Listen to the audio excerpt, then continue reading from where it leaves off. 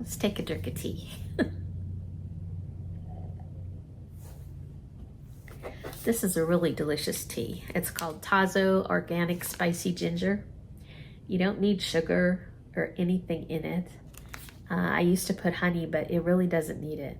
And it's not that spicy. It has the faint taste of ginger, but it is not strong. So I enjoy this. It's actually, what does it say? Zing your heart out with an organic herbal infusion of ginger, green rooibos, citrus, and licorice fruit. Caffeine free. Organic. Did I say organic? Anyhow, this one is getting a little cold. But it's delicious. And a nice way to finish off a meal, kind of give your body the signal, okay, we're done. Get out of the kitchen. Sometimes I need something hot to drink after a meal, or it helps. I don't know if I need it, but it helps. Oh, so my health update. Fun.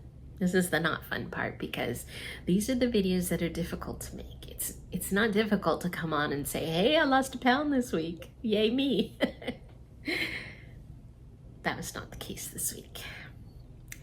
I am up 2.4 pounds from last week. I am not proud of it. Still haven't got my act together. Still eating too many things I should not eat, and eating late, not getting enough sleep. It's like the perfect storm. So every day I wake up and I'm up on the scale. Well, I went up and down as usual, but latest was up because, well, I had planned to watch it on Saturday, knowing I had to do my last weigh-in on Sunday. I did not. And yeah, the scale paid me back. And once again, I come humbly to you saying I'm sorry. And it's the way it is with me. And that is why it takes me 6 months to lose 10 pounds. Yeah. But the goal is downward, right? I feel sore constantly from being at the gym regularly. I went 4 times this week. And yeah, I think I need to switch it up a little bit and do some of my videos just to break it up and continue working on core, because that's the one thing I don't do when I'm at the gym. I think going to the gym also makes me hungrier. And so I have, yeah, eaten more than usual. And bread, I went back to bread, and yeah, probably eating bread every day. And that, as I have told you, is not helpful, along with ice cream. Let's be honest here. Chocolate. What else? Ice cream and chocolate were my bad. Oh, I had some donut holes. Yeah. I bought the donut holes thinking it would be less than if I bought, because they sell the donuts, but in 6-packs.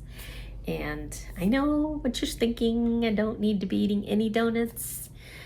But they were calling, and so I thought, donut holes will do less damage. It's just a little box, and I'll share it with Greg. Yeah, I know. I don't need to be sharing it with him either, but I didn't want to eat it all myself.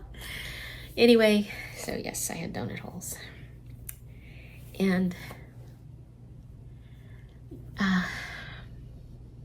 what can I say? I've been giving in to temptation, and this is me. This is what I do usually after 2 weeks, is I self-sabotage. And I don't want to stay on this path. I don't know why I continue to go to food for, I guess it's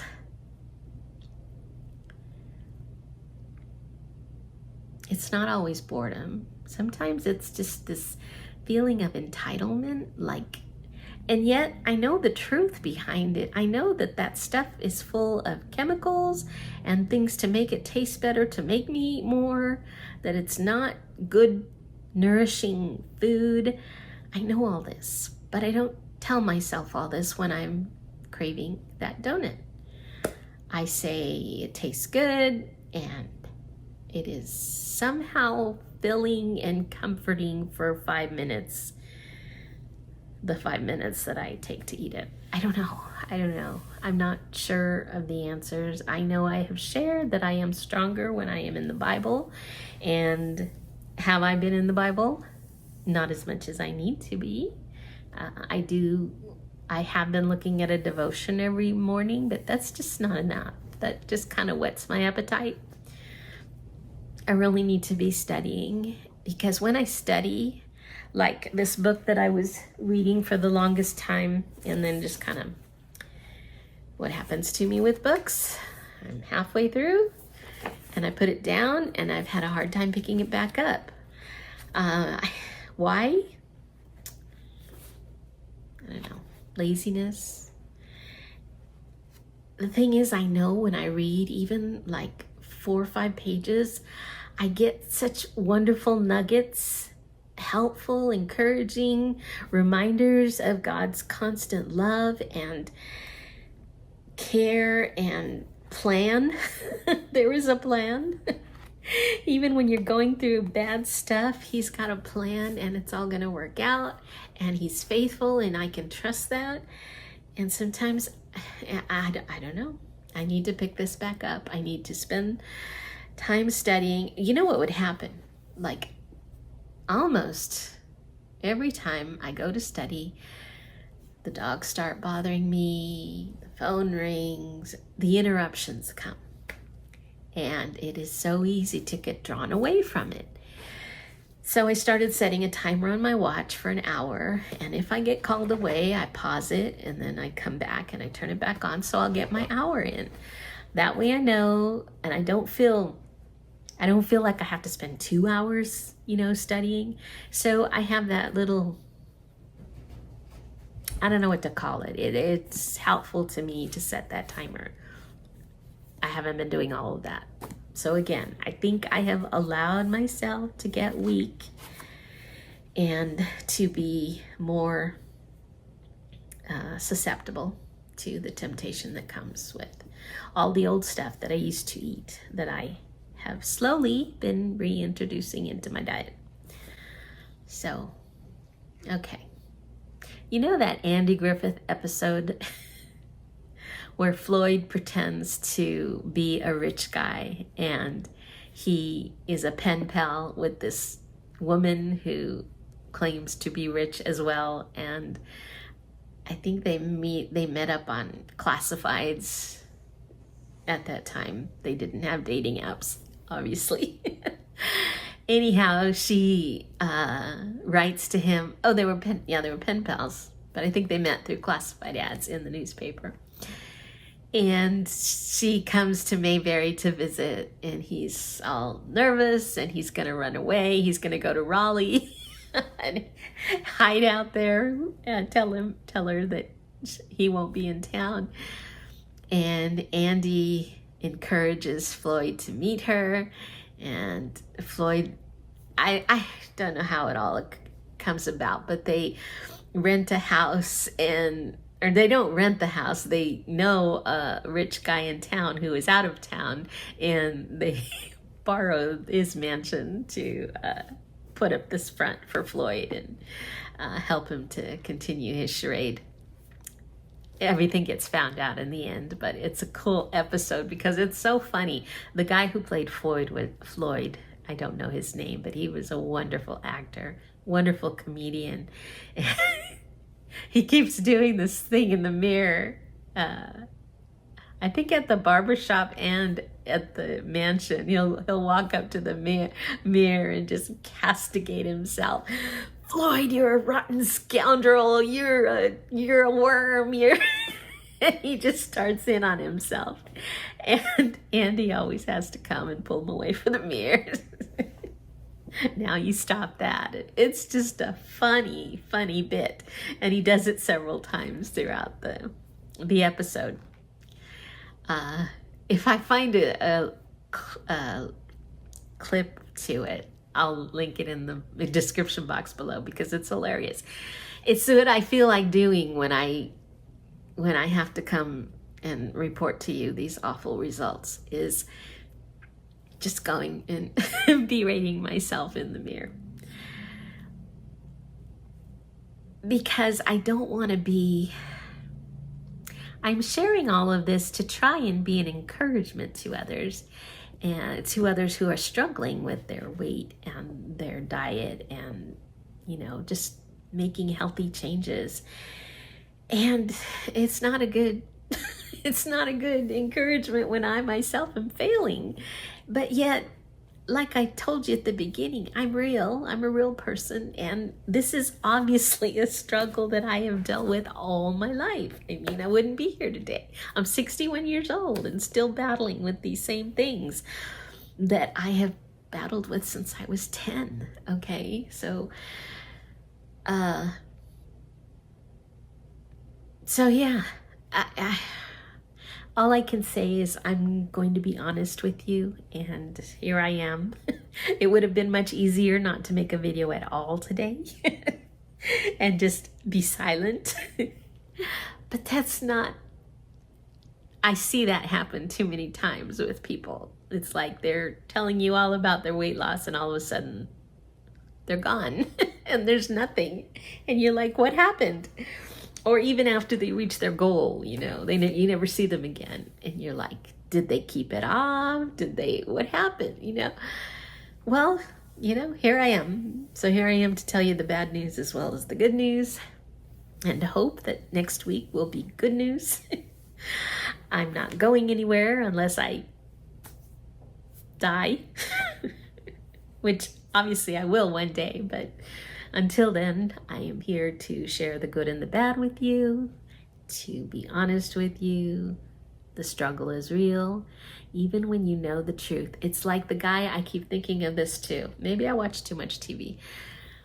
The movie The Matrix, where you have the guy, the techie guy, who decides he wants to go back into the Matrix because he doesn't like the life that they're living. He doesn't like eating this gruel that they have to eat every day, which is some kind of nutritious thing but looks like old oatmeal or watery oatmeal. And he says, I want to go back. I want to eat steak. I don't care that it's not real. That's the way I want to live. And so he wants to go back into the Matrix. And even though he knows the truth. And that's what I feel like I keep doing. I know the truth of what I should be eating and what is good for me and nourishing.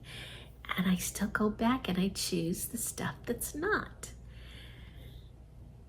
Because they dress it up and make it look all pretty and shiny and glossy. And yeah, how complex our minds are to play those tricks on us. If anybody out there has discovered the key, I won't berate you. I won't say, anything unkind to you just because you figured it out and I have not. But I'd like to know, I know that I've heard in the past that skinny people will not give advice to heavy people because they just get attacked. And the end result is and I won't do that. Honestly, there's something that has clicked in your brain that has not clicked in mine. And I really want to stop. Not because I want to be a certain number on the scale.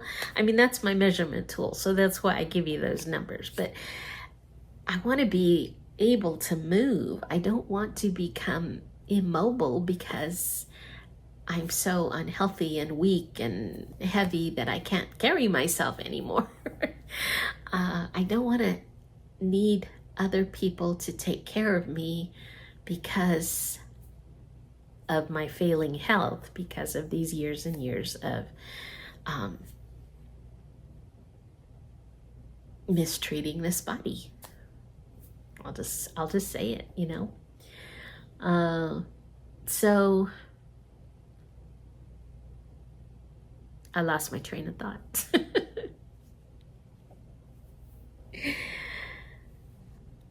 Right. So it's not vanity. It's not wanting to wear cute outfits or wanting to look a certain way when I look in the mirror.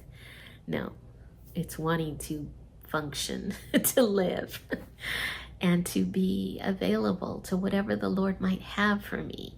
You know, it's really hard to encourage somebody to trust God and to hand him their anxieties and their fears when I myself am failing to do so when I am in need. Okay, I'm going to that refrigerator for some kind of comfort that I should be going to him for, that he is able to meet that need, and yet I don't turn to him. Why? If I'm here telling you that he's the answer, why isn't he my answer at 3 o'clock in the afternoon or at 10 o'clock at night when I am snacking on something I don't need? This just brings me so much sadness because I want to glorify him. I don't want to shame him, you know?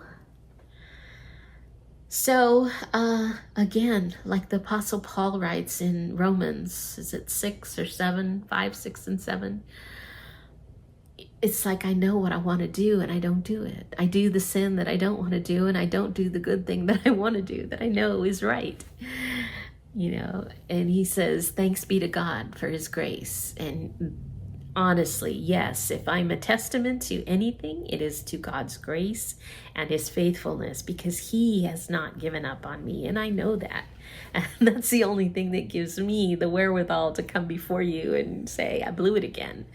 Because God's grace covers me. I know I'm not under the law. I'm not under a set of do this, don't do that, or else I'm going to strike you dead. That's not what grace is about. Jesus Christ died on that cross for me when he knew every time I was going to fail him. He knew how many times I was going to fail him. He still died for me, died for you, died for everyone who would believe on his name.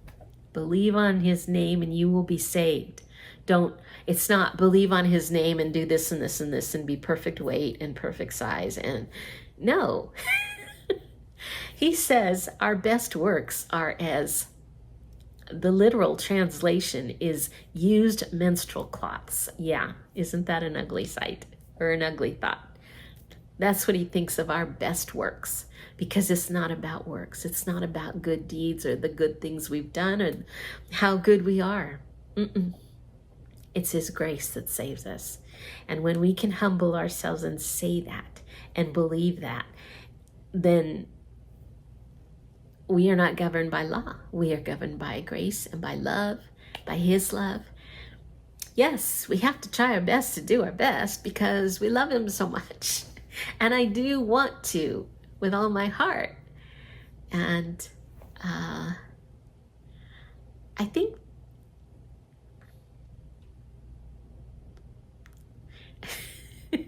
sadly, I won't be perfect until the day I go to heaven. I know that.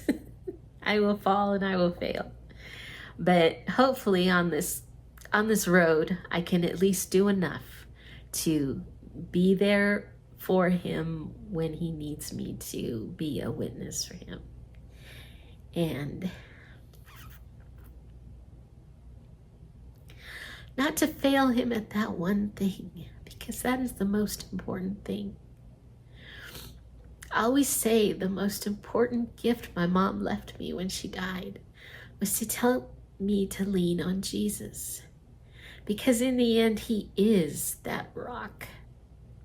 And I know that in the end.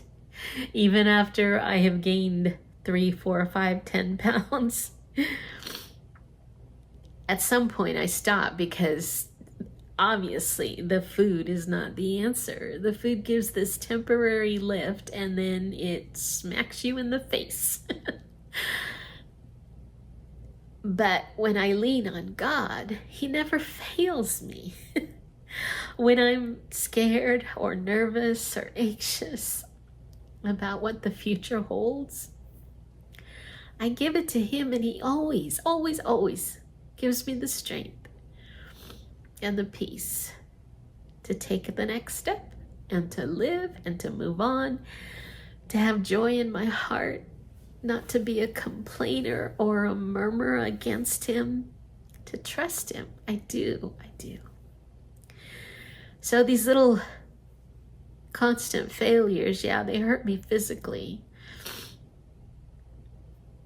There's consequences. There always are. He forgives me, yes. He forgives me for my failures when I say I'm sorry and I repent and I truly mean it. But there's consequences, and the consequences of that are, having to carry around all this weight every day. So, all this to say, don't judge God's love or God's strength or God's ability by me, because I'm just a human failing every day, but totally in love with Him. And asking you to give Him a chance to prove Himself to you. And knowing that He will. And if I have to bear this, I will. And I do. And I will live today to my utmost. Still seek Him, seek His face. He says, seek my face and I will be found. I believe that. And it happens when I seek Him. The problem is not seeking Him. That's on me, not on Him. Okay? When I fail, that's on me, not on Him. Because when you get saved, when you accept Him into your heart, He doesn't turn you into a robot that everything you do is going to be right in His will anymore. We still have that free will, and we have to make choices every day. And we are still housed in this body of flesh and blood. And yeah, it rears its ugly head. And those old desires pop up and try and take us down. Now, the key also is don't let it take you down. Just because I don't like what I did this week, I can't let it make me so ashamed and guilty that I shut down.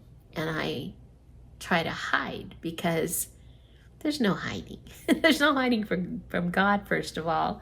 And from you all, I want to be here for you, but you are not the judges in the end. It's only Him, and He sees everything. So there's no hiding. So I may as well be here with you, because there's no hiding from Him, and He's the one who matters. But take the good that I can share with you and know that He is worth investigating, worth serving, worth loving. And I can definitely bear witness to great things He's done for me that I didn't deserve, that I know came directly from Him. Somebody will tell me it's chance, it's my own luck that has brought me where I am, but it's not. I know better. I know that it was God. It was God's grace that brought me to this day, to this year, to this place. And He will carry me. His word also says that, and I believe it with all my heart. I think I'll leave you with that for now. And those of you who are prayer warriors, I covet your prayers. I thank you for your prayers. They are being heard. I'm hearing him, and I just need to take one day at a time. But I feel the strength and love from those who are like-minded, who are faithful to lift me up in prayer. Because he does answer, and he gives me the strength to come before you and be honest, even though it's hard, and to let you know I have not given up hope, and that I look forward to our next visit. And you take care of yourselves and try and learn something from me, especially if you're younger, especially if you are younger. I would have liked to have an older person who lived the path that I was on, to open my eyes to seeking him more fervently and living in his strength more consistently when I was younger, that I might not be faddling. Is that Freudian or what? Battling this particular battle even now at this age, because I think it is just physically more difficult to lose weight when you're older. So if you could hear that, at least here, now's the time to get it under control, to rein in those desires of the flesh and open your eyes to the long-term consequences of what it's doing to your body. That you might live healthier and stronger for however many days he has for you on this earth. Doesn't mean you're going to live to 90 years old or 80 years old or even 40 years old. We don't know. But to be able to live your strongest and best life, heed the warnings now and get control of your appetites when you're young. With his help, always with his help. You don't need to go it alone. And I will be happy to pray for you. If you want a prayer on your behalf, just all you need to say is pray for me, and I will. In the comments. I promise I will. Okay, leaving for now. See you next week, hopefully, Lord willing.